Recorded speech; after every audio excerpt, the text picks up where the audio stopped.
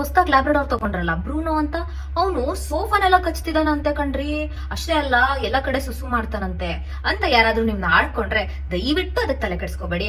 ತಲೆ ಕೆಡ್ಸ್ಕೊಂಡು ನಿಮ್ ಪೆಟ್ಟಿಗೆ ನೀವು ಬಯಕ್ ಹೋಗ್ಬೇಡಿ. ಯಾವುದೇ ಒಂದ್ ಪೆಟ್ಟಲ್ಲಿ 2 ತರದ ಕೆಮಿಕಲ್ಸ್, ಬ್ರೈನ್ ಕೆಮಿಕಲ್ಸ್ ತುಂಬಾ ಇಂಪಾರ್ಟೆಂಟ್ ಪಾತ್ರ ವಹಿಸುತ್ತೆ. ಒಂದನ್ನ ನಾವು ಕಾರ್ಟಿಸಾಲ್ ಅಂತ ಕರಿತೀವಿ, ಇನ್ನೊಂದನ್ನ ನಾವು ಡೋಪಮಿನ್ ಅಂತ ಕರಿತೀವಿ. ಡೋಪಮಿನ್ ಗುಡ್ ಫ್ರೆಂಡ್ ಆದ್ರೆ ಈ ಕಾರ್ಟಿಸಾಲ್ ಬ್ಯಾಡ್ ಫ್ರೆಂಡ್. ಆಬ್ವಿಯಸ್ಲಿ ಹೊಸದಾಗಿ ಮನೆ ಕರ್ಕೊಂಡ್ ಬಂದಿರ್ತೀರಾ ಅಂದ್ರೆ ಸ್ಟ್ರೆಸ್ ಇದ್ದೇ ಇರುತ್ತೆ. ಆ ಸ್ಟ್ರೆಸ್ ಸಿಚುವೇಶನ್ ಅಲ್ಲಿ ಈ ಬ್ಯಾಡ್ ಕಾರ್ಟಿಸಾಲ್ ಲೆವೆಲ್ ಹೈ ಇರುತ್ತೆ. ಆಗ ಅವನು ಸುಮ್ನೆ ಬೊಗಳೋದು, ಗಲಾಟೆ ಮಾಡೋದು, ಎಲ್ಲ ಕಡೆ ಸುಸು ಮಾಡೋದು, ಇದೆಲ್ಲ ಮಾಡ್ತಾನೆ.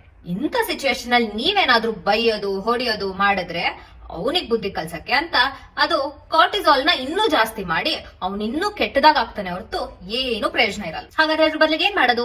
ಒಳ್ಳೆ ಸ್ನೇಹಿತನಾಗಿರೋ ಈ ಡೋಪಮಿನ್ ನ ಸಪೋರ್ಟ್ ಮಾಡ್ರಿ. ಸಾಫ್ಟ್ ಆಗಿ ಹ್ಯಾಂಡಲ್ ಮಾಡೋದ್ರಿಂದ, ಎಕ್ಸರ್ಸೈಸ್ ಮಾಡಿಸೋದ್ರಿಂದ, ಟ್ರೈನಿಂಗ್ ಕೊಡೋದ್ರಿಂದ, ಟ್ರೀಟ್ಸ್ ಕೊಡೋದ್ರಿಂದ ಈ ಒಳ್ಳೆ ಸ್ನೇಹಿತನ ನಂಟು ಜಾಸ್ತಿ ಆಗುತ್ತೆ. ಆಗ ಆಟೋಮೆಟಿಕ್ ಆಗಿ ಸ್ಟ್ರೆಸ್ ಕಮ್ಮಿ ಆಗಿ ನಿಮ್ ಪೆಟ್ ನೀವ್ ಹೇಳ್ದಂಗ್ ಕೇಳ್ತಾನೆ. ನೆಕ್ಸ್ಟ್ ಟೈಮ್ ಬ್ರೂನೋ ಹೊಡಿಯಕ್ ಮುಂಚೆ ಯೋಚನೆ ಮಾಡಿ.